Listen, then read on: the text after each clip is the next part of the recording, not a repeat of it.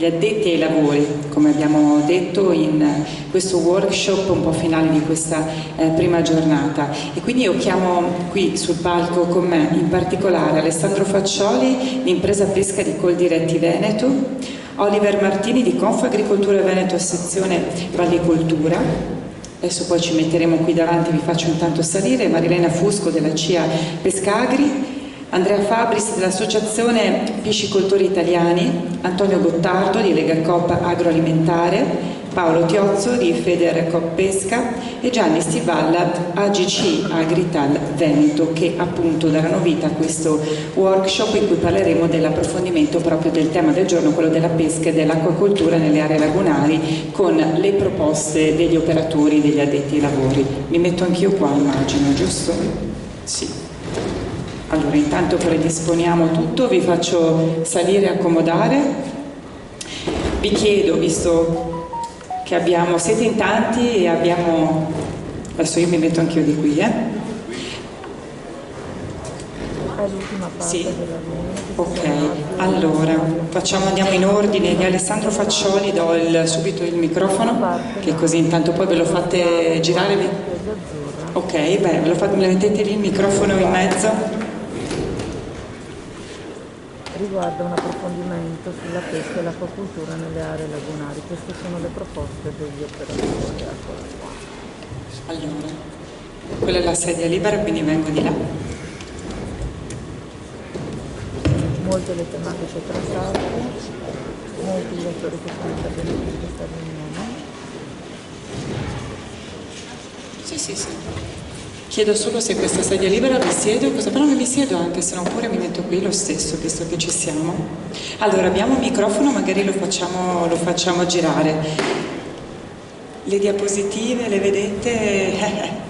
Ci giriamo magari, oppure se qualcuno deve muovere magari si sposta lì e quindi non c'è problema.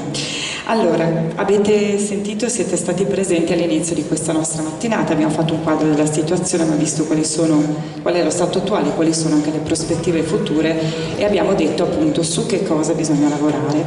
Voi siete gli attori principali, quindi a voi voce, a voi le proposte, a voi speriamo poche critiche, ma se ci sono sicuramente costruttive per appunto aiutare il settore. Abbiamo visto quali sono le difficoltà ma anche quali sono le potenzialità.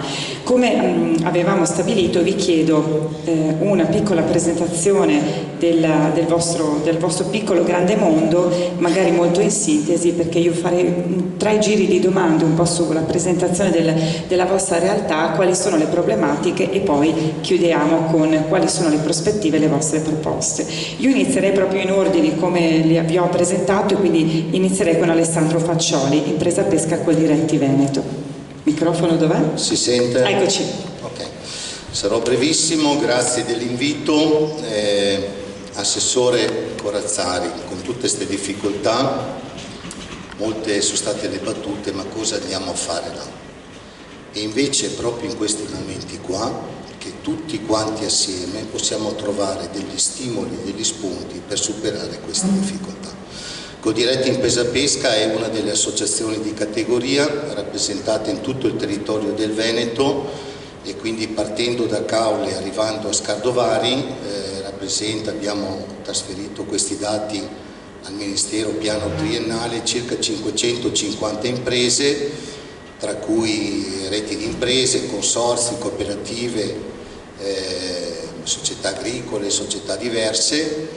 È articolata in tutte le arti e mestieri e quindi dalla pesca marittima alla pesca lagunare, all'acquacoltura, eccetera, eccetera. I nostri addetti sono circa 850.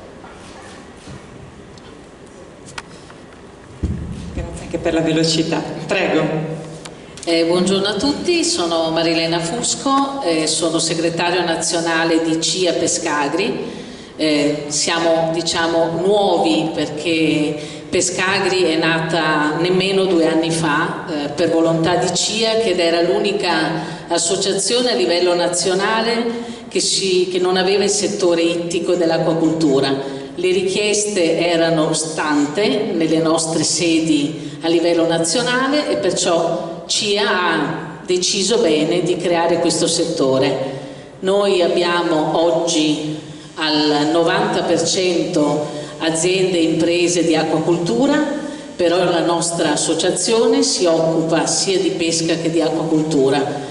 E noi guardiamo avanti, guardiamo al futuro. Io sono qua con i colleghi, molti di loro, direi quasi tutti, ci conosciamo da molti anni perché io provengo dalla regione Veneto e mi sono sempre occupata di questo settore, e perciò l'appello è sempre positivo e propositivo ai miei colleghi, dicendo loro che le associazioni, per fare il bene del settore, devono mettersi insieme se veramente vogliono risolvere i problemi, perché oggigiorno essere i primi della classe non fa bene a nessuno. Grazie.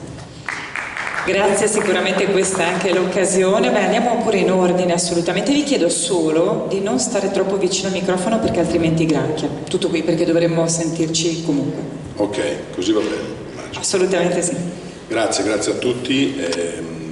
Federcopesca, associazione di categoria di rappresentanza storica. Io sono Paolo Tiozzo, ho l'onere e l'onore di rappresentare anche la pesca in Veneto, oltre che quella nazionale, da qualche mese. È un'associazione di rappresentanza del mondo cooperativo che, assieme all'Alleanza delle Cooperative, dove mettiamo assieme AGC Agritan e Lega Coop Agroalimentare, rappresentiamo l'80% della pesca sul territorio, almeno del mondo cooperativo.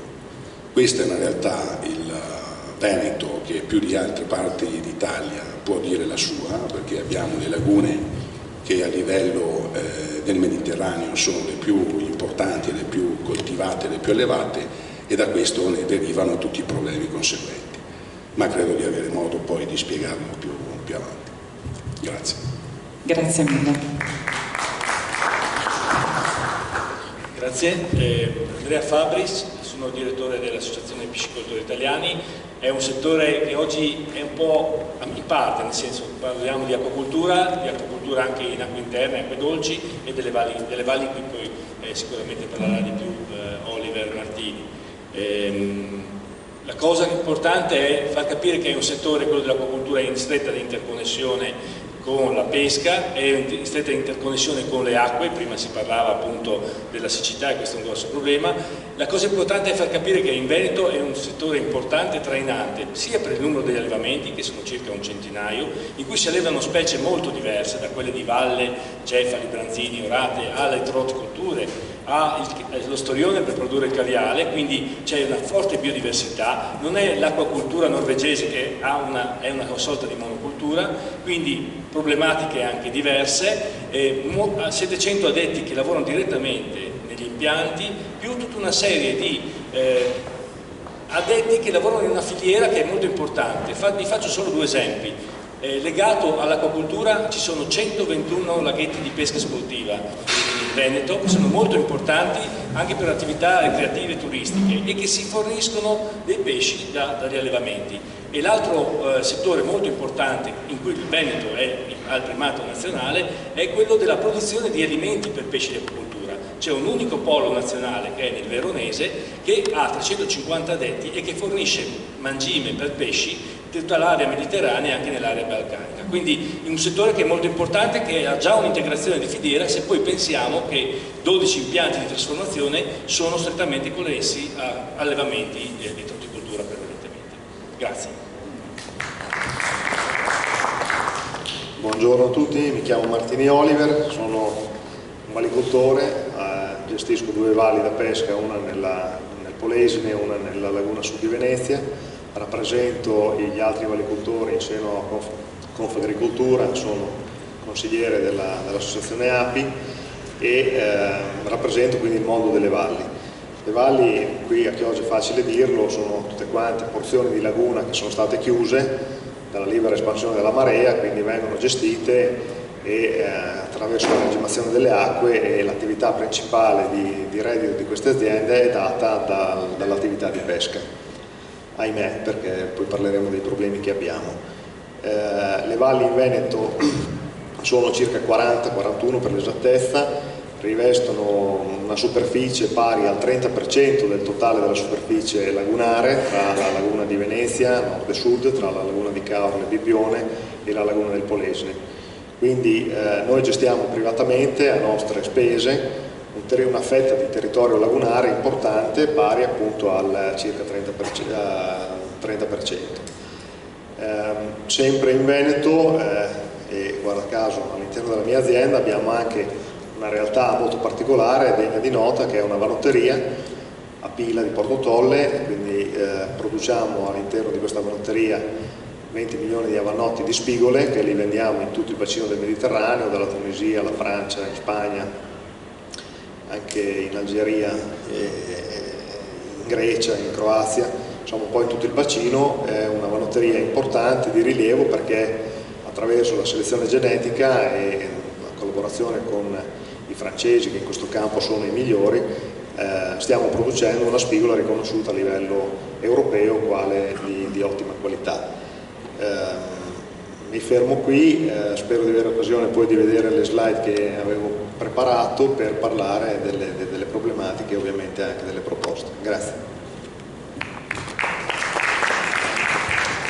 Grazie Antonio Gottardo, responsabile regionale Lega Coop Agroalimentare e Pesca. Rappresento le cooperative agricole della pesca che sono i miei datori di lavoro.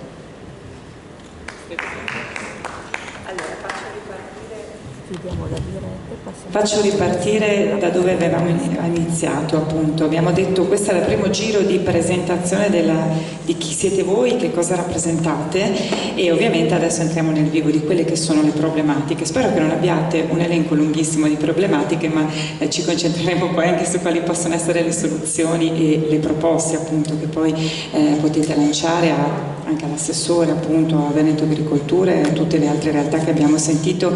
Sono qui pronte a collaborare e appunto a guardare al futuro. Prego, lascio la parola per appunto le prime problematiche sul campo. Sì, grazie, non volevo abusare del primo posto che ho per dire tutto, darò spazio anche agli altri sicuramente. Io mi concentrerò su due questioni. Anche perché immagino che le problematiche, bene o male, siano quelle simili, quindi quando le dirà lei poi vedremo di ampliare un po' che le altre. Allora, le due questioni, dopo aver sentito tutti i dati, quanto siamo importanti e cose di questo tipo, il primo aspetto è questo. Noi abbiamo la fortuna come Veneto di avere degli ambienti lagunari e anche vallivi tra i più importanti d'Italia. Questi ci pongono ad avere 2/3 degli addetti di acquacoltura in laguna su tutto l'intero numero di addetti regionali e ci pone come secondi produttori di vongole veraci a livello nazionale. Siamo anche i primi, è stato ricordato, come numero di addetti, grazie proprio alle nostre lagune. La dottoressa Brioschi prima ha chiuso il suo intervento dicendo: sono sicuro che i pescatori sapranno uscirne perché sono molto bravi e sono molto, insomma, dottoressa, fino a un certo punto, perché adesso c'è veramente bisogno di un aiuto straordinario.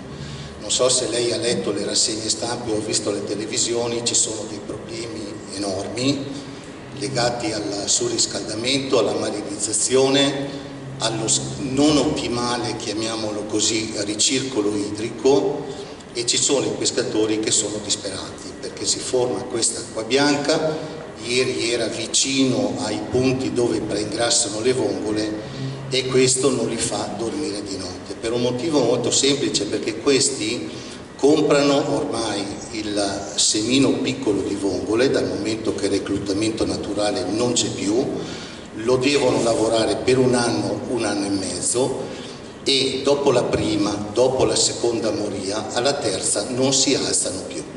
Quindi occorre davvero un intervento straordinario nel reperire le risorse necessarie alla vivificazione, ma rendere anche snelli ed esecutivi i lavori, perché se ipotizziamo un intervento ora, ma la prassi burocratica ce li fa svolgere dopo 2 anni, molto probabilmente abbiamo perso il senso di quel lavoro.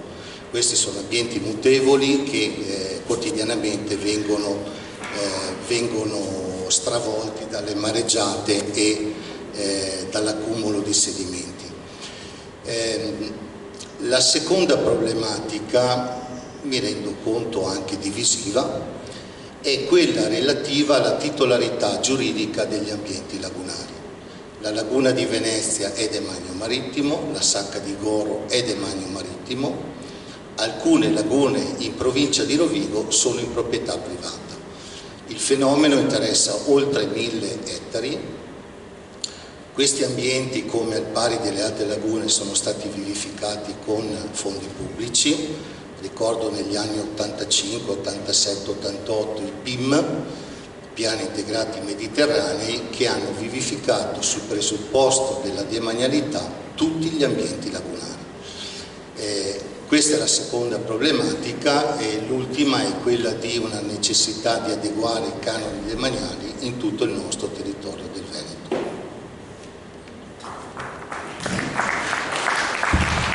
Grazie mille, prego. Bene, io mi riallaccio un po' al discorso del collega, perché diciamo in questa situazione, in questa occasione degli Stati Generali della Pesca, noi dopo vari studi di biologi, di professionisti eccellenti per la loro materia, abbiamo capito che oggi, mai come oggi, è molto molto sentito il problema della marinizzazione.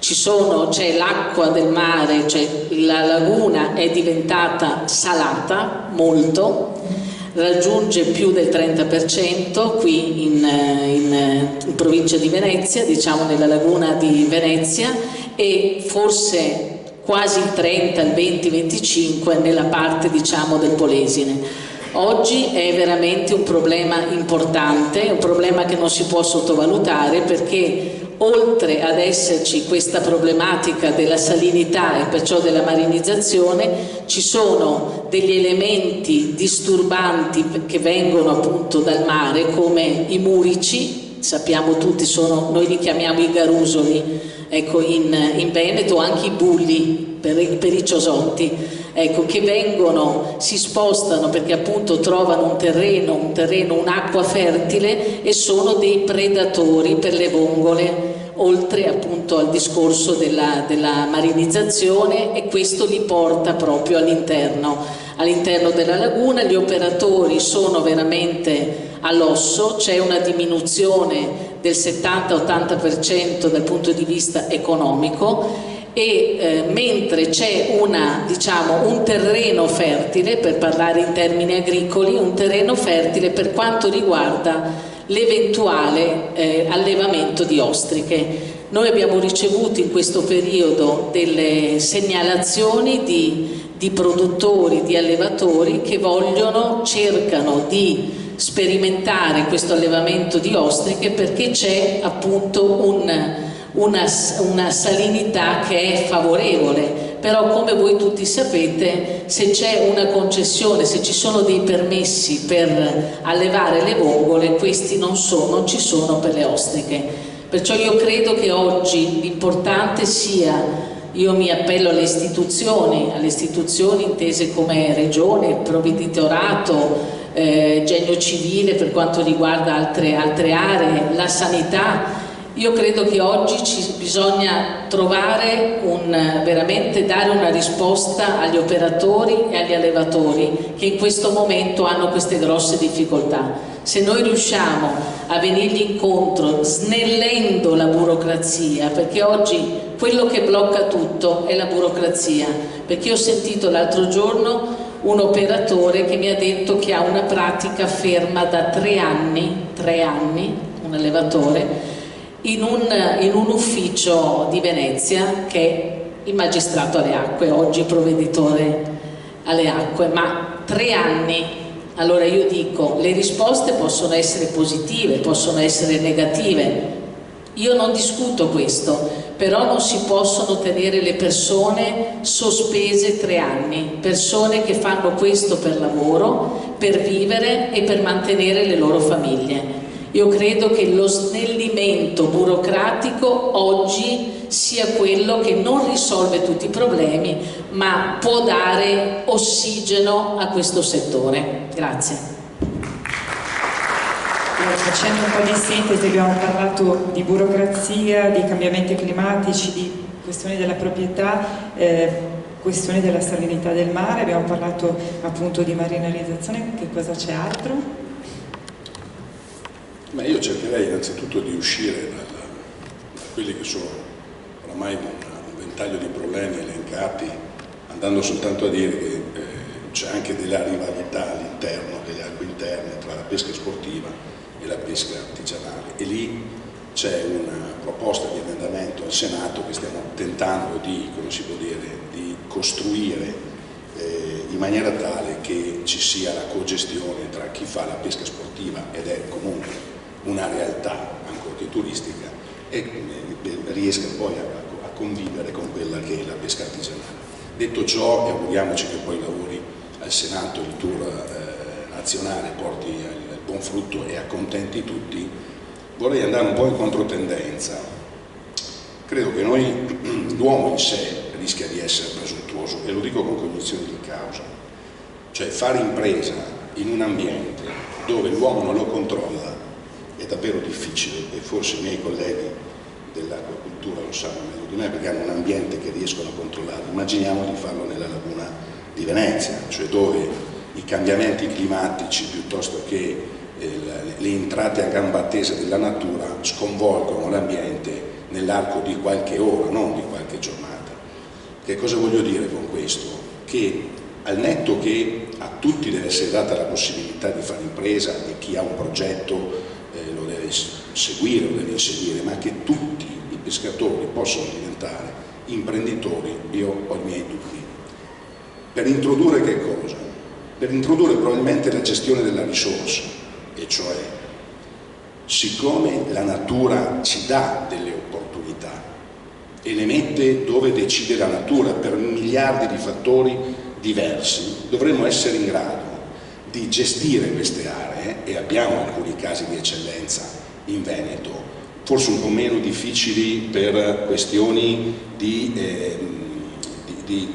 normative, di intrecci di normative, di competenze, e mi riferisco ai consorzi di gestione a mare. Più che 25 anni fa, responsabilizzando i pescatori e coinvolgendoli, hanno trovato un percorso oggi forse di eccellenza in Italia.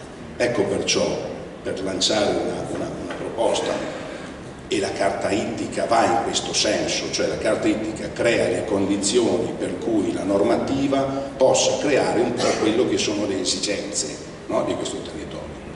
Io direi che noi abbiamo la fortuna, molto più gli altri, di avere un patrimonio ambientale di eccellenza. Se sapremo gestire assieme, responsabilizzando il pescatore da un lato, assieme all'amministrazione e ai vari enti che ne hanno competenza, non in maniera miope, dove la salvaguardia dell'ambiente, che oramai tutti noi lo sappiamo, è al primo posto di quelli che sono i nostri obiettivi, un po' perché lo diciamo noi, un po' perché ci viene imposto, non entro nel merito e non voglio fare politica, però oramai l'Europa sta andando, forse il mondo, e l'Europa ne vuole essere l'esempio, sta andando in quella direzione. Far finta o tentare di dire che non è così è folle, non è intelligente. Dobbiamo fare un'inversione, e cioè tentare di capire dove noi possiamo parare, andare nella gestione della risorsa, e magari cercando, visto che abbiamo un ambiente che ce lo permette, di integrare in qualche modo quello che è il nostro reddito, qualora la gestione dell'ambiente in alcuni casi sopravvalga l'aspetto economico e sociale, cosa che mi trova chiaramente in disaccordo, ma so anche che combattere forse chi è più grande di me è inutile. Ecco che allora invito l'assessore, e lo ringrazio per averci dato questa opportunità in Veneto, ma ad iniziare un percorso attraverso la carta ittica, che tra qualche giorno diventerà norma, attraverso un lavoro che dobbiamo fare anche noi pescatori in un senso di responsabilità, e queste giornate ne sono il preludio, perché il rischio qual è?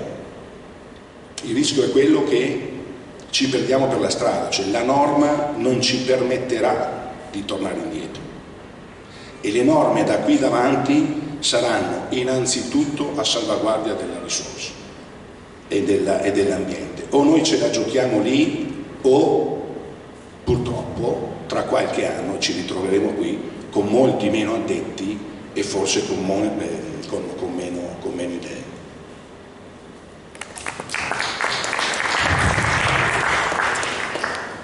Prego. Grazie. Io partirei, ho sentito già parlare di criticità, eccetera. Partiamo cambiando forse il tema. Parliamo di sfide. Noi abbiamo delle sfide davanti. Le sfide sono un quadro normativo e una burocrazia che comunque sopravanza. Il quadro normativo è già stato accennato dal collega. A livello europeo si sta andando verso sempre maggiori criteri ambientali, Farm to Fork, Green Deal, Biodiversity, si continua a sentire queste cose. Tra l'altro norme studiate prima che avvenisse quella che è stata definita la tempesta perfetta, prima del Covid, prima della guerra dell'Ucraina, prima di queste siccità, prima di questo veramente forte impatto dei cambiamenti climatici. Per cui anche qui, quando si va ad applicare queste norme, un po' più di attenzione sui cambiamenti, anche per poter programmare nei vari step, a breve, a medio e a lungo termine, perché altrimenti ci freghiamo da soli e il rischio è quello di chiudere tutto.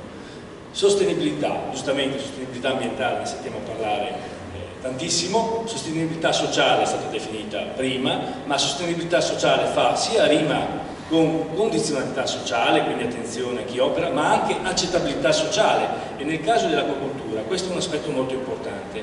Accettabilità sociale significa accettare che c'è questa attività che ancora non è conosciuta, quindi molto misconosciuta. Quando parliamo di prodotti dell'acquacoltura c'è tante volte ancora un pregiudizio, soprattutto per i pesci parlo, forse per i molluschi di meno, e quindi attenzione a informare. Attenzione a informare soprattutto nell'ottica di un mercato che è cambiato, un mercato che cambia e un mercato che ci vede soccombere sotto i prodotti che arrivano dall'estero, perché noi ci stiamo parlando dei problemi, ma noi importiamo il 75% del prodotto ittico che mangiamo, quindi vuol dire che noi stiamo parlando del 25%. Quindi se continuiamo a appesantire il nostro processo produttivo con 1000 cose e nel frattempo continuiamo ad importare, alla fin fine si può anche chiudere, perché di cosa stiamo parlando?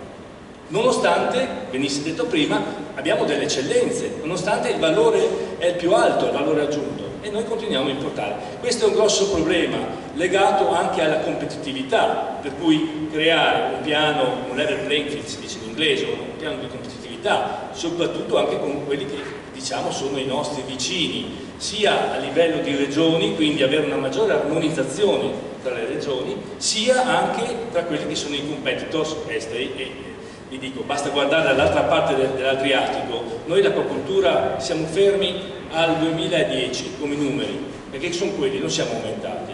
Dall'altra parte dell'Adriatico, in Croazia, hanno fatto un più 300%, quindi significa che c'è qualcosa che non va nello sviluppo, nel processo dello sviluppo. I fondi sono gli stessi, siamo sotto tutti e due nell'Unione Europea, per cui ecco, attenzione a queste cose e soprattutto maggiore informazione e utilizzo dei prodotti nostri, promozione del nostro prodotto, favorire chi trasforma il prodotto, chi fa le OP, perché questo è un altro problema. Vediamo che anche nei piani di finanziamento tante volte vengono favoriti anche chi trasforma il prodotto che viene da fuori, e questo non è corretto, non è competitività, non è progettazione per lo sviluppo. E per chiudere, informazione maggiore al consumatore, anche partendo dalle scuole, dando da mangiare ai ragazzi nelle scuole del prodotto nostro, del prodotto ittico veneto o italiano.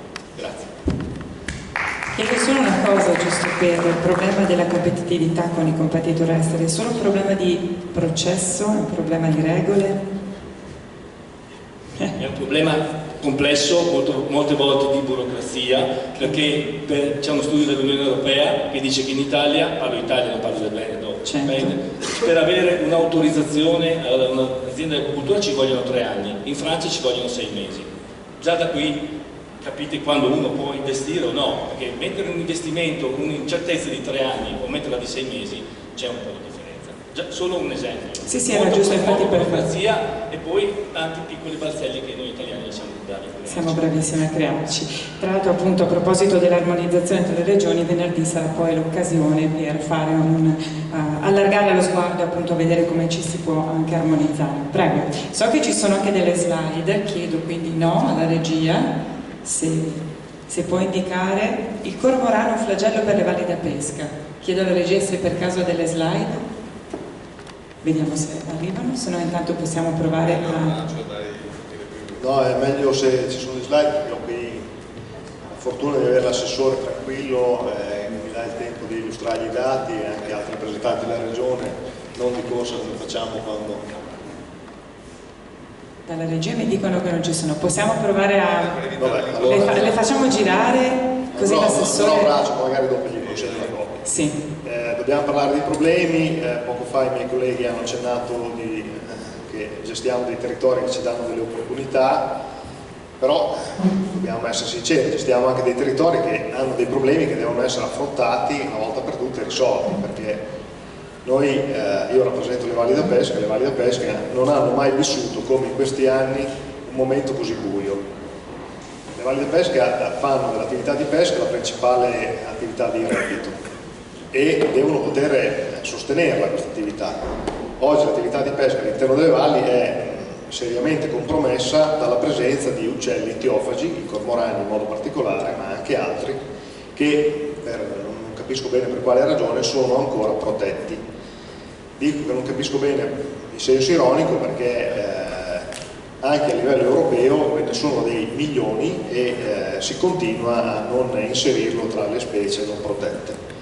Il cormorano qui da noi, in Veneto in modo particolare, è un uccello che si è presentato a partire dagli anni 90 e da quel momento in poi, prima raccoglievano le uova nei nidi, quindi la popolazione era molto ridotta, oggi invece la popolazione è di diverse migliaia anche in Veneto.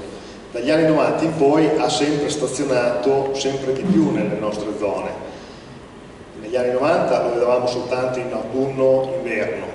Adesso il cormorano maggiore e minore è presente in Veneto 365 giorni all'anno, quindi con coppie nidificanti alle quali si vanno ad aggiungere poi anche le coppie, gli altri uccelli che arrivano nel periodo del passo, quindi da ottobre in avanti. Le valli da pesca sono delle zone confinate, chiuse, dove abbiamo un livello d'acqua molto, molto basso e i pesci non è che sono in mare, possono difendersi e scappare da qualsiasi parte, sono abbastanza confinati. Io mi dispiace non poter mostrare le slide, noi abbiamo mandato tutta la presentazione via mail, comunque vabbè. Io gestisco due valli, quindi parlo dei dati delle mie due aziende che rappresentano due realtà, una alla Foce del Po e una nella laguna sud di Venezia. Fatto 100 di 14 anni di raccolta dati, la semina della specie di orata per esempio, noi ci attenderemmo come vallicoltori un tasso di ricattura al netto della predazione, al netto del fatto che sappiamo che l'orata poi è anche predata da altri pesci, comunque diciamo un valore sostenibile di ricattura del 50% sull'orata. Fatto 100 la semina dei brandini, ci attenderemmo un tasso di ricattura del brandino che ha un ciclo anche più lungo dell'orata del 30%.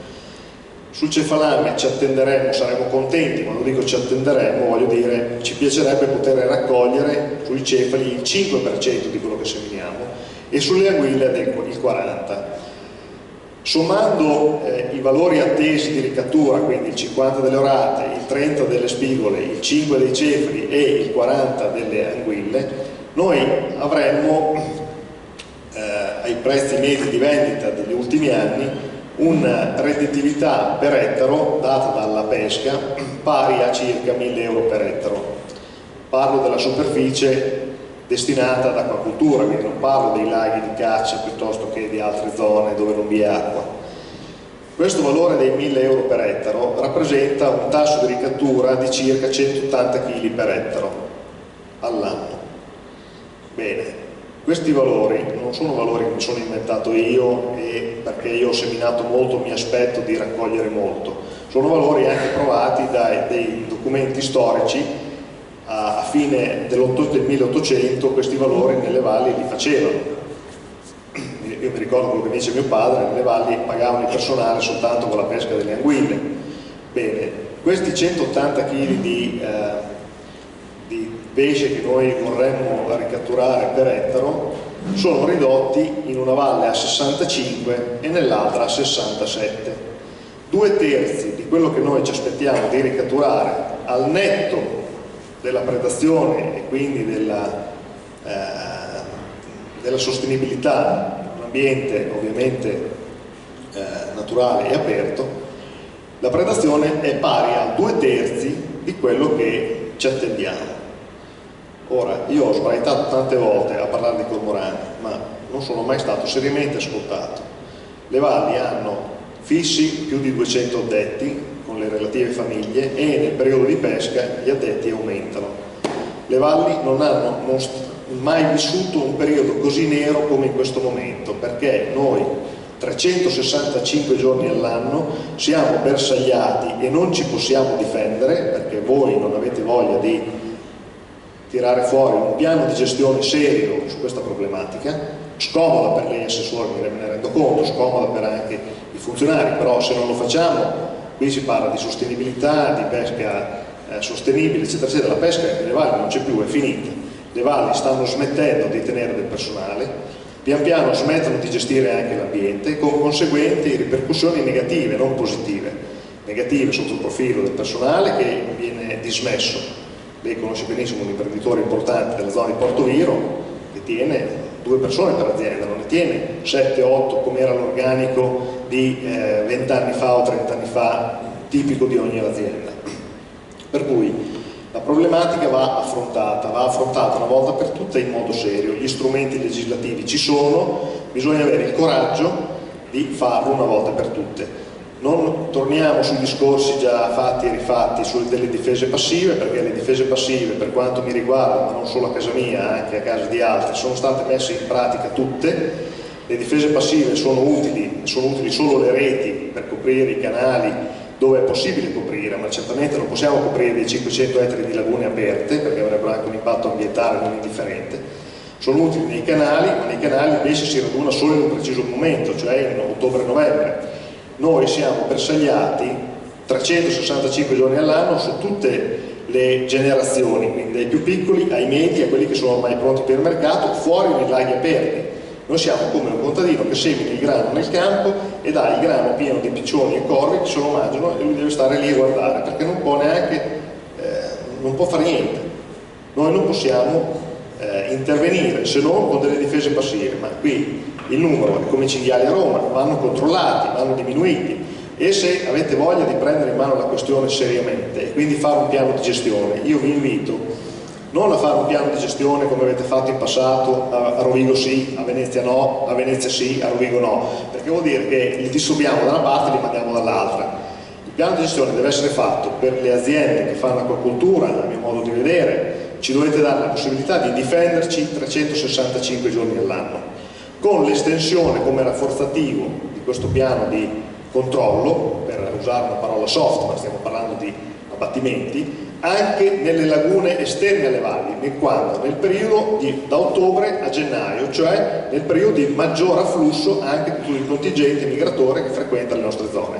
Perché se io a Rovigo li disturbo, li mando a Venezia, se a Venezia non posso fare niente, non li disturbo, rimangono a Venezia. E quell'asino di valicoltore che insiste a voler seminare la sua valle perché spera di tirare fuori, purtroppo sempre l'anno dopo, dei numeri attendibili, è becco bastonato, perché ovviamente gli animali, se sono spaventati da una zona, vanno in un'altra e li predano in modo facile. È come servirgli il pesce in un piatto, è come servirgli il pranzo in un piatto, perché le valli sono chiuse e quindi il pesce non ha tante possibilità di scappare. E voglio fare una critica a livello un po' del mio mondo della pesca. Non sento mai i pescatori lamentarsi dei cormorani. Ho sentito una volta dentro la regione Veneto i pescatori con la canna che vanno nei fiumi, nei laghetti, e ci fu una grande attenzione da parte vostra, ma i pescatori che vivono di pesca, a parte le vongole, che non si mangia per fortuna le vongole, delle pesche delle lagune, non alzano mai la mano, non dicono mai niente. Poi parleremo un po', ve le ho già accennate, di cosa ci aspettiamo. Grazie mille, quindi essenzialmente non lavorare sull'emergenza ma sul sistema a livello diciamo completo, diciamo a 360 gradi. Qua il microfono.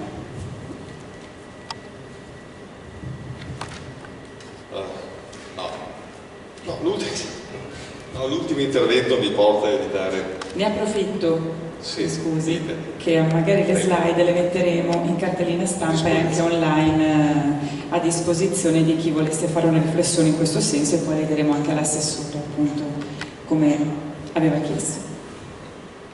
Prego. Sì, l'ultimo intervento mi porta, ho fatto così, a rompere un po' lo schema di gioco. Avevo presentato una serie di appunti, ma li salto e faccio questa riflessione. Condivido sostanzialmente tutto il cahier de doléances presentato dai colleghi, cioè i problemi che insistono sulla pesca professionale nella nostra regione. Però secondo me credo che di fronte allo scenario che abbiamo, casini, guerra, crisi, problematiche sui mari, in laguna, eccetera, eccetera, credo che l'atteggiamento mentale che dobbiamo avere in questi giorni sia un atteggiamento sostanzialmente diverso. Cioè un approccio che mi porta a dire che in questo momento di grande difficoltà del settore e di grande difficoltà dell'economia a livello mondiale, vista l'interdipendenza che c'è attualmente nei vari sistemi economici, per quanto riguarda la pesca noi abbiamo un'opportunità importante che sono 4 giorni di una dannata regione che nonostante il casino si mette a disposizione e le offre una platea per tentare di uscire da queste impasse e creare una visione a medio e lungo termine, perché non abbiamo mica altre alternative. Perché se continuiamo a dirci quali sono i problemi, a scaricare, pensando di scaricare sulle istituzioni o sugli altri i nostri problemi, secondo me offendiamo la nostra intelligenza e non risolviamo i problemi di quelli che sono i nostri datori di lavoro, che sono le imprese, le cooperative, i consorzi, le organizzazioni dei produttori.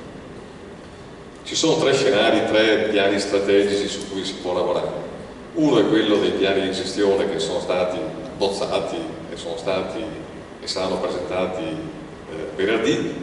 L'altra questione è quella della carta ittica regionale, perché il sistema veneto, ma anche quello emiliano, anche quello friulano, vive di una interconnessione tra il sistema mare e il sistema lagune che, guardate bene, è un po' lo specchio di quella che è la strategia dell'Unione Europea. Meno pesca a mare e più acquacoltura e molluschicoltura. E i dati presentati da Ambrosetti, quelle slide che vi ho presentato prima, mostrano questa tendenza, questa sensibile, ma c'è.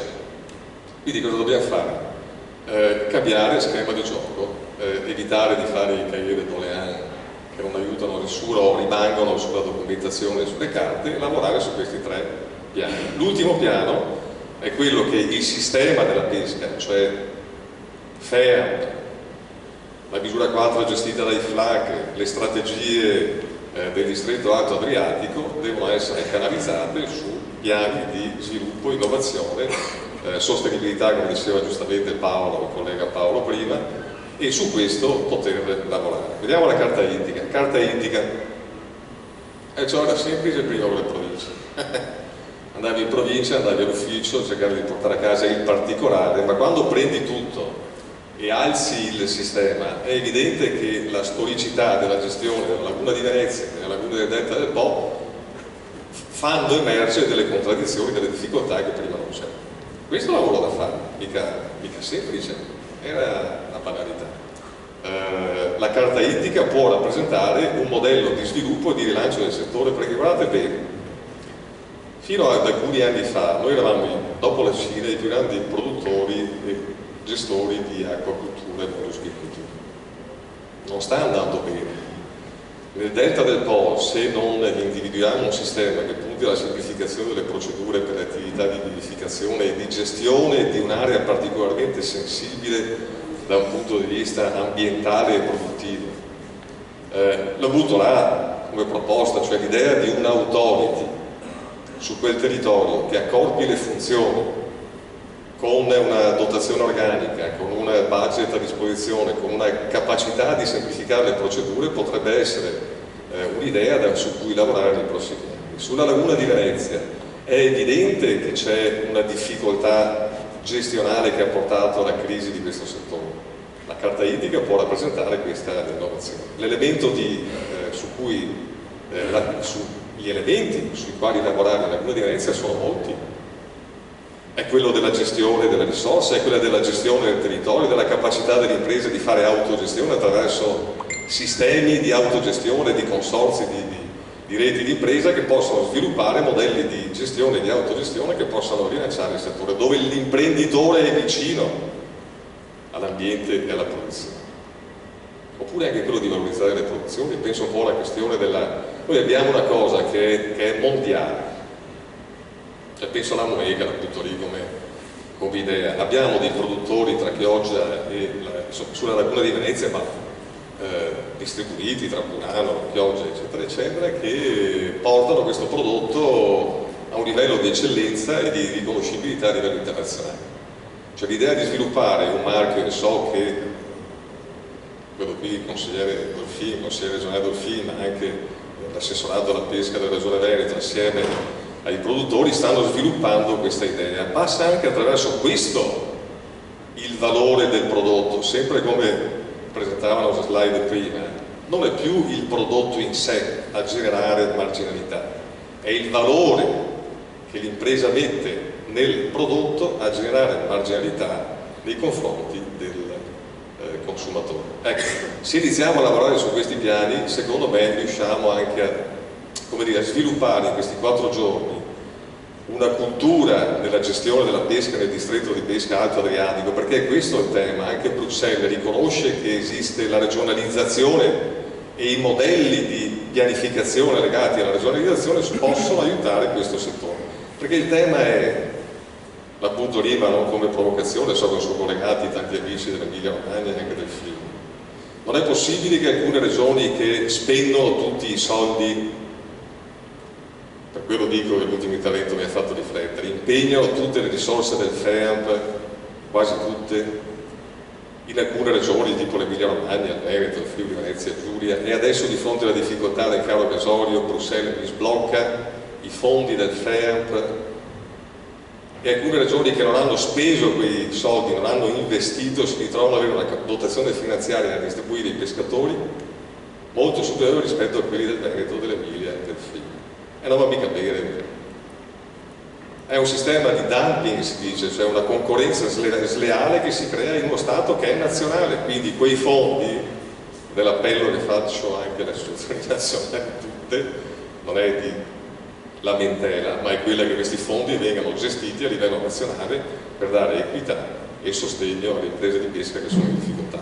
Registro anch'io positivamente la questione della proroga dei 3 mesi del credito d'imposta, unico settore che porta a casa 23 milioni di euro, è male, c'è un bando, ci sono ritardi, la burocrazia è pesante, sì è vero, però perdonatemi, siamo in una regione, io che assieme a Paola, assieme ai miei colleghi giriamo anche in altre regioni, dove non funziona mica così, dove non c'è un sistema di rapporto tra tecnostruttura, politica regionale, associazioni di categoria, imprese, consorzi, OP, flag, eccetera, eccetera.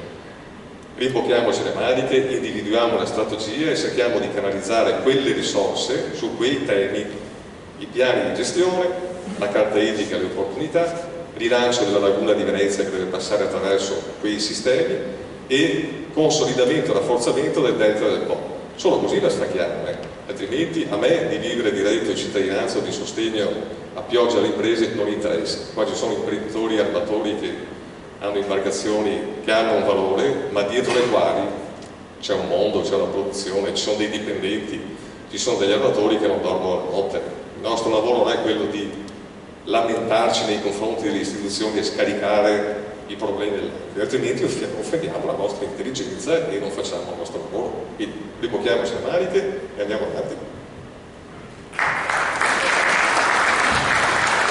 Grazie, vi lascio il microfono perché colgo appunto quest'ultimo intervento un po' per andare alla terza tranche di interventi e fare un attimo il punto della situazione, perché appunto abbiamo visto quali sono le problematicità, abbiamo capito che appunto in questo dobbiamo tutti intervenire, dalle istituzioni al singolo allevatore, al singolo pescatore. E io quello che vi chiedo, si è parlato molto di sostenibilità.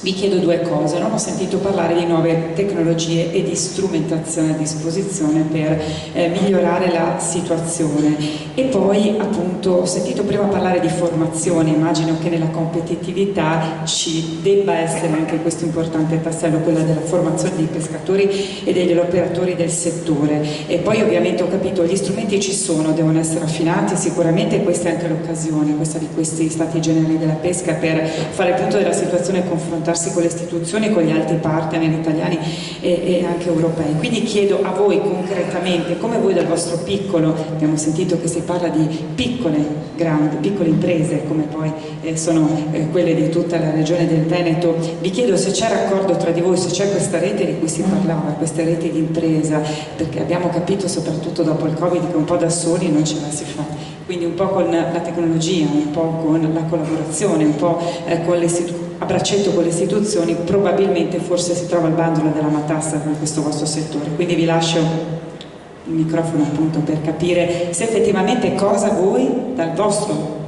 osservatorio. No, senza rifare il passato. Se vuoi... No, secondo me vediamo un po'. Andate a braccio, sì, infatti non occorre. Chi vuole intervenire rispetto a questa domanda e provocazione che vuole un po' chiudere il cerchio, prego. Va bene, questa rete c'è perché nonostante la concorrenza tra di noi nei momenti difficili poi troviamo gruppo e sintesi.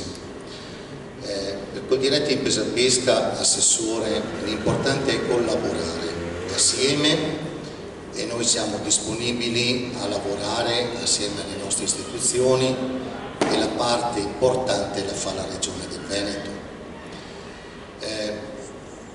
La Regione ha lavorato tantissimo in questi ultimi mesi, elaborando progetti di vivificazione, schede progettuali, cosa che ha fatto anche il parco del Delta del Po. Ora queste schede, questi progetti devono vedere la luce, sono a Roma ed è bene che arrivino sul territorio. Ieri cosa ha fatto Draghi? È venuto da noi e poi è corso a Roma e lì ha decretato lo stato di difficoltà. Mi risulta che siano stati stanziati 36,5 milioni di euro, non so se anche la molluschicoltura, l'attività in laguna, possa rientrare tra le attività che hanno avuto un impatto estremamente negativo. Per quanto concerne la parentesi che ho aperto prima, titolarità giuridica degli ambienti lagunari, non diciamo che sono privati, non diciamo che sono demaniali, però Assessore chiediamo che abbastanza velocemente si arrivi a definire questo contenzioso.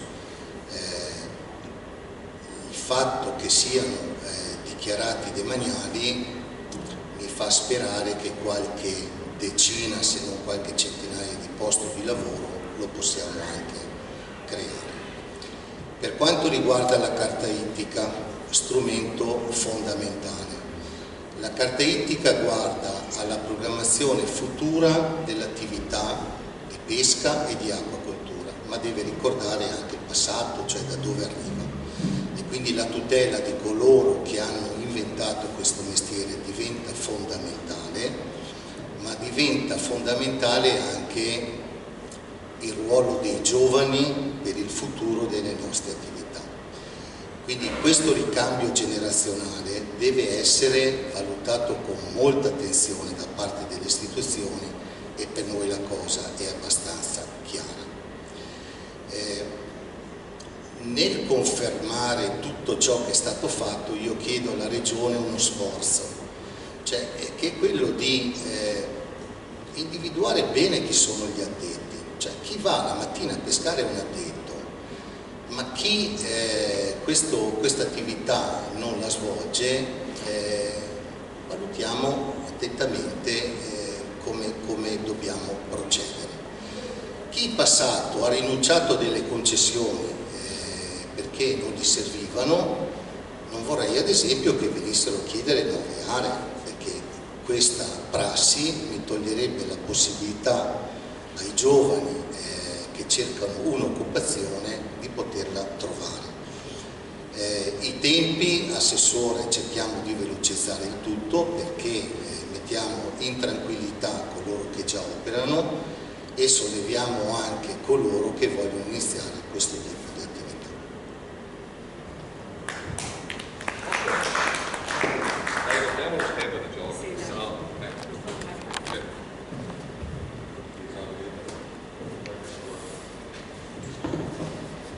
Per restare nel tema che lei poneva, c'è l'elemento di innovazione rispetto a tutti i problemi che abbiamo presentato e che presenteremo quotidianamente alle istituzioni. Il tema è cosa fermo? Nel senso, poniamo il problema, stanziamo i 30,5 milioni di euro e poi no, lo diceva Paolo prima, il tema con Bruxelles è la tutela ambientale, il sistema della sostenibilità, la farm to fork e questo e quello che è.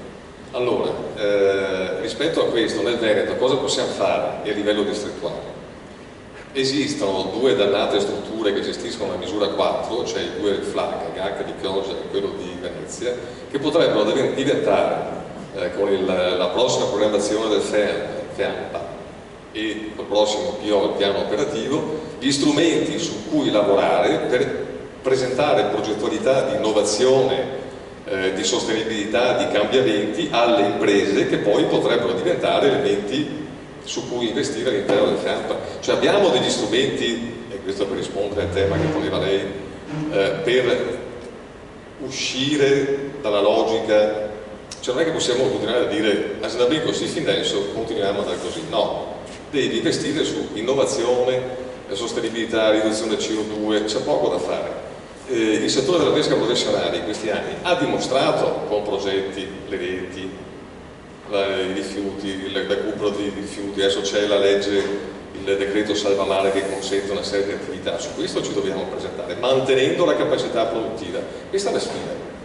Però non è che possiamo chiederlo al singolo pescatore, fai tu l'elemento di innovazione, vanno affiancati, accompagnati, ci sono le strutture tecniche, i flag possono sostenere, i gatti, i flag possono sostenere questo tipo di azioni, diventa una cinghia di trasmissione, un volano poi per attingere i finanziamenti. Questa potrebbe essere una risposta, tra virgolette, concreta. Ecco, tutto qua.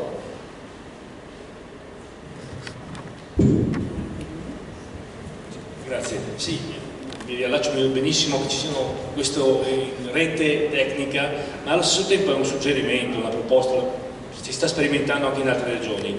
Avere una struttura di dialogo che non prende soltanto l'assessorato referente per la pesca, l'agricoltura o l'agricoltura, ma che prende quantomeno anche i funzionari di ambiente e sanità, perché le nostre attività sono molto interconnesse, stiamo vedendo che questo sta succedendo, lo vediamo in questi giorni, anche per un'ottica di gestione integrata, giustamente si parla di gestione delle risorse, laguna, mare, ma l'acqua parte dalle sorgenti del Piave o dalle sorgenti dell'Adige e quindi interessa anche altre regioni, tra l'altro, quindi un'ottica distrettuale, e tutto risente, perché se noi adesso abbiamo un aumento di salinità della laguna è perché c'è una gestione che forse non è così integrata della risorsa idrica a partire dalla montagna. Mettere dentro in un gruppo, abbiamo provato in una regione qui vicino a mettere dentro anche chi lavora con i depuratori, perché poi alla fine che la qualità delle acque della laguna dipende anche dai depuratori, mettere dentro chi controlla i consorzi di bonifica, perché anche qui la risorsa idrica è utilizzata da molti, le idroelettriche, per cui creare una sorta di rete non solo tra le imprese, ma di rete tra i stakeholder e fra i fruitori, che possono essere non solo legati strettamente al mondo professionale della pesca e dell'agricoltura e non solo con l'assessorato che segue la pesca e l'agricoltura. Questo, un'altra indicazione, scusate se ritorno su quella un po' del consumatore o del pubblico, è comunque, raccolgo il suo invito, è formare il settore, informare e comunicare però fuori, perché altrimenti, anche con la promozione, altrimenti restiamo fra di noi e ci creiamo i problemi, ce li risolviamo magari, però non abbiamo quell'attenzione, questa cosa qui, tutto qua. Quindi informare anche il consumatore, renderlo edotto di quello che succede in realtà una volta che ha sul piatto quello che sta mangiando. Allora io vorrei fare anche un po' di storia, perché altrimenti rischiamo di non cogliere dagli errori del passato quello che potrebbe essere una programmazione per il futuro. Ricordo a tutti che la laguna di Venezia, come tutta la costa, è stata soggetta negli ultimi 15-20 anni di lavori marittimi talmente importanti, a mio avviso, me ne assumo la responsabilità di quello che sto dicendo, che hanno di fatto sconvolto quello che era un ambiente lagunare. Perciò, se le 40.000 tonnellate della laguna di Venezia di 20 anni fa, più o meno, erano date da un equilibrio lagunare, che dato, ripeto, come ho detto prima, da 1 miliardo di fattori, se l'uomo interviene in maniera importante come lo ha fatto per le opere mose e le opere e le soffolte, no? E non ha tenuto conto chi ha immaginato questo grande progetto, che lì insistiva, no? Una realtà lavorativa sia in mare che a terra, e non l'ha tenuto conto, rischia anche oggi in questo momento, perché ricordo che i lavori non sono finiti e le opere complementari poi a tutto quello che è quella grande opera che ha investito una cifra enorme, e non ricordo poi anche tutte le vicende, sono più o meno legittime o illegittime che ha avuto quella vicenda. Fatto sta che ha lasciato in eredità alla Laguna di Venezia, soprattutto alla Laguna di Venezia, un cambiamento talmente importante da smontare quello che era quell'equilibrio che era dato dalla natura stessa, e dava la possibilità in vaste aree della laguna di avere tutta una serie, soprattutto la mongola verace, ma non solo, che permetteva di creare reddito e di importanza lavorativa a tutta la gronda lagunare. Io direi, visto i progetti che stanno per arrivare, mi auguro che le proposte fatte dalla Regione Veneto vengano accolte tutte, e andrebbe fatto su quelle risorse uno studio per capire poi dove ci porterà questo cambiamento che le bocche di porto ha portato, con l'aumento della velocità dell'acqua a tal punto da alzare il cuneo salino, perché questo di fatto è successo, ha alzato il cuneo salino portandolo più dentro. Nessuno poi di noi a quel tempo è riuscito a mettere a fattor comune, se non fosse il consorzio di gestione che si è accorto qualche anno dopo che cosa stava succedendo, e con la Regione, ricordo a suo tempo, proprio il Presidente Zaia, forse si era appena insediato dopo il Presidente Galan, aveva sottoscritto un protocollo d'intesa che andava ad analizzare man mano che venivano fatti i lavori. Poi in realtà che cosa è successo? Lo Stato non ha mai sottoscritto quell'accordo di programma e di fatto a suo tempo i magistrati dell'acqua. Questo non lo dico perché qui non è nel luogo, nel forse lo è, per fare un'accusa a noi stessi con un pezzo di responsabilità che forse tutti noi abbiamo, ma è ritorno dove ero prima, cioè la laguna è un ambiente così delicato che se noi tutti qui vogliamo gestirlo davvero dobbiamo essere in grado di farlo con dei metodi, e la tecnologia ci può aiutare, che fino ad oggi non abbiamo usato.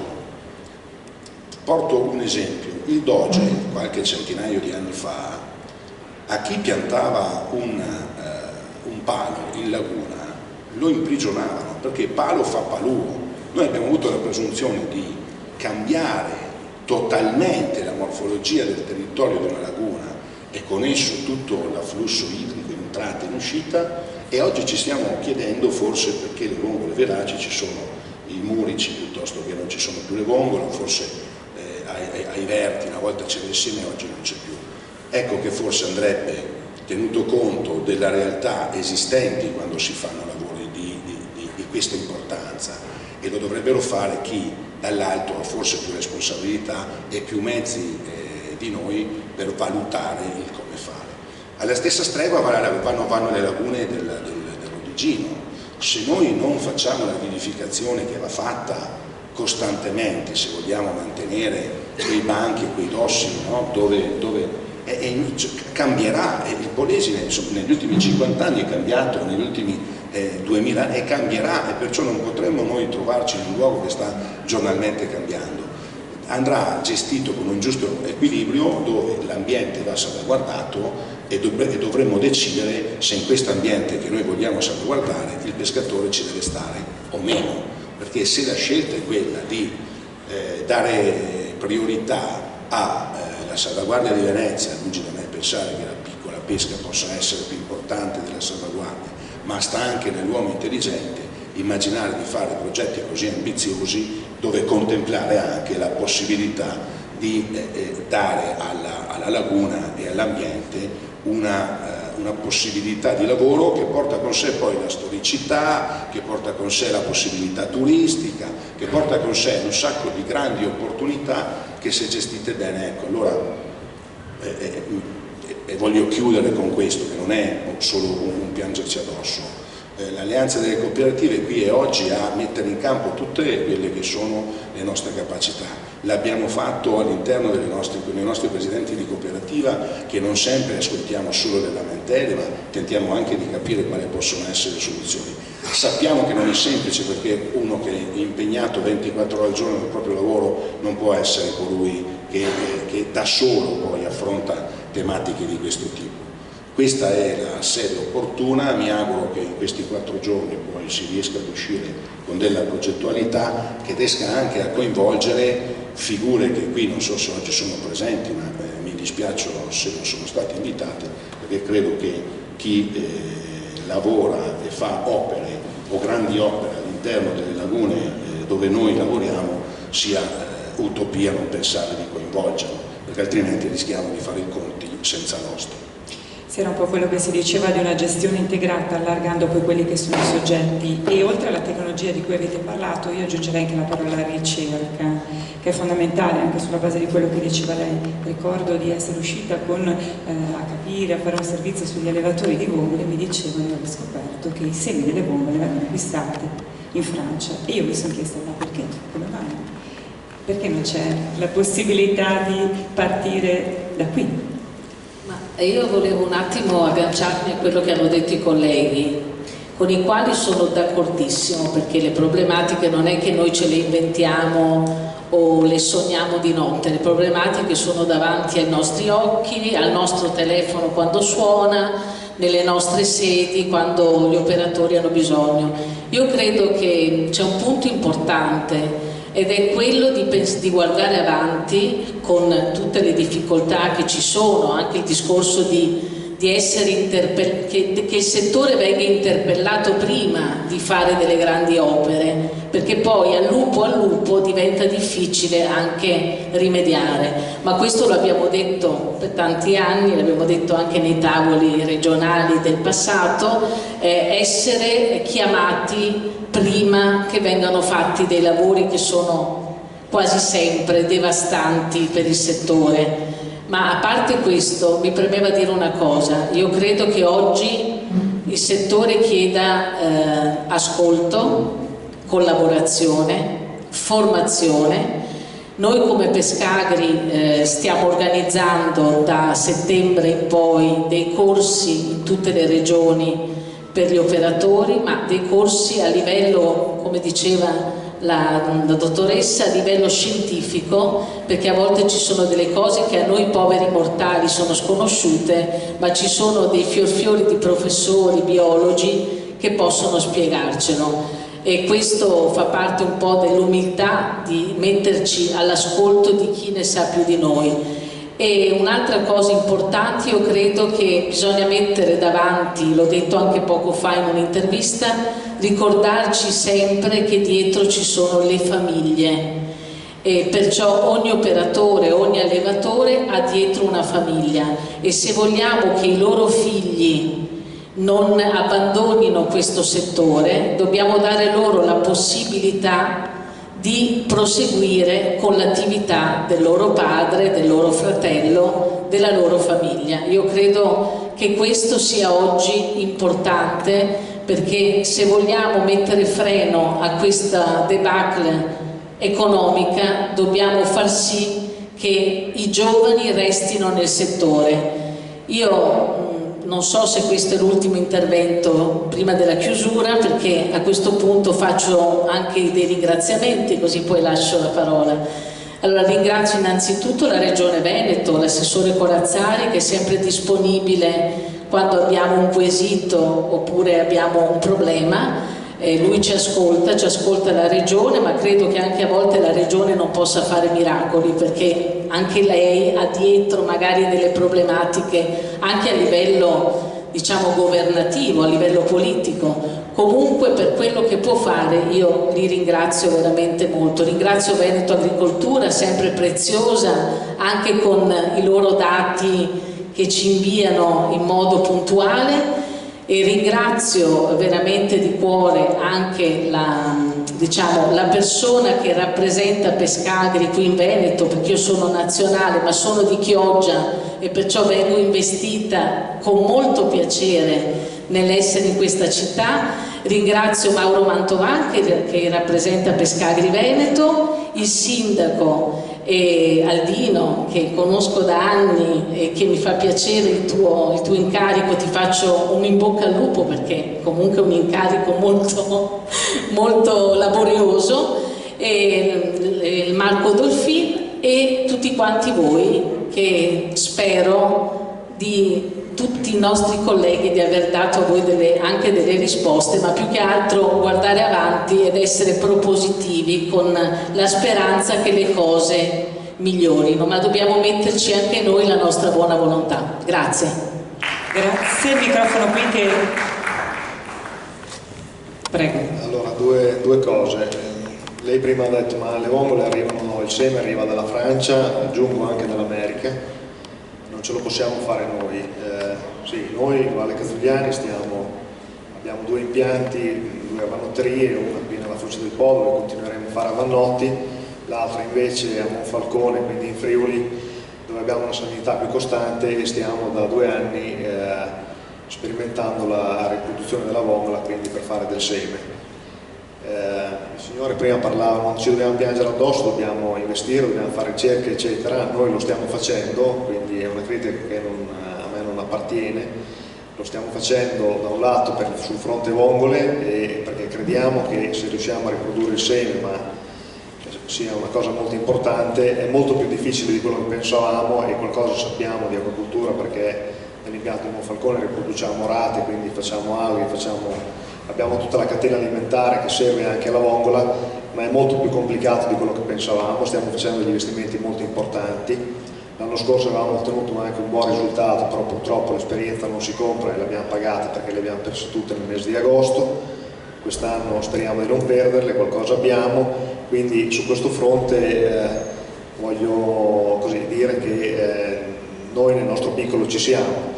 È chiaro che bisogna anche confrontarsi con chi è già molto più avanti di noi, cioè i francesi, che in questo settore hanno sempre insegnato, hanno sempre dominato loro, per cui anche grazie al loro aiuto cercheremo di diventare una piccola realtà importante per il territorio. La produzione di vongole di seme potrebbe essere integrata con il preingrasso del seme all'interno delle valli da pesca, perché all'interno delle valli da pesca con non grandissimi investimenti si possono preingrassare, si può preingrassare il seme di vongole e portarlo ad una pezzatura che poi i pescatori la possono seminare liberamente senza impazzire tanto, dover coprire dai predatori eccetera. È una sfida che stiamo affrontando. Per quanto riguarda invece il tema che dicevo prima, cioè il cormorano, noi dobbiamo essere messi in condizione di difenderci. Inutile voler pensare di fare chissà quali investimenti, ormai li abbiamo fatti tutti, quindi potevamo fare per difendersi dai cormorani. Come ho detto, le reti sono l'unico strumento efficace, ma coprono delle porzioni limitate delle nostre aziende. Abbiamo bisogno che l'amministrazione pubblica, la regione, consideri il lavoro dell'uomo e la produttività delle aziende più importante di un uccello che è diventato per noi un flagello e un nemico. Se invece continuano a non ascoltarci, noi possiamo investire, cosa investiamo? Che ci facciamo mangiare tutto il pesce che abbiamo. Quindi io credo che la mia categoria sia oltretutto, le valli siano gestite da imprenditori che non hanno mai avuto paura di investire delle loro risorse personali, però dobbiamo avere la garanzia di poterci quantomeno difendere. Questo è quello che volevo dire, a fronte di un danno che non viene riconosciuto di fatto ad oggi. Allora, se non c'è qualcun altro che vuole chiudere o comunque aggiungere qualcosa? Un collegamento per domani mattina. Prego. Nel senso che la domanda tiene, le importazioni aumentano. A me sembra come la speculazione sulle energie, sulla benzina, sul gasolio, una partita. Cioè, la domanda tiene, le importazioni aumentano, c'è chi guadagna ma non sono i produttori. O davvero si lavora sulla catena, sulla filiera e si valorizza il prodotto dall'inizio della catena, oppure continuiamo a parlarci di di tante cose, ma non riusciamo a garantire quella marginalità ai pescatori, agli operatori, agli imprenditori che investono su questo settore. Domani so che c'è Pila, un importante appuntamento, credo che la presenza dei mercati ittici del Veneto, che sono dei mercati ittici importanti, possa essere un elemento su cui riflettere. C'è chi guadagna, ma non solo i pescatori, questo è il problema. Quindi la teniamo come spunto per domani, dove si parlerà di sostenibilità, 360 gradi, un po' i temi che avete toccato anche voi. Io vi ringrazio, vi auguro buon lavoro in collaborazione tra voi e con le istituzioni, questa è stata l'occasione.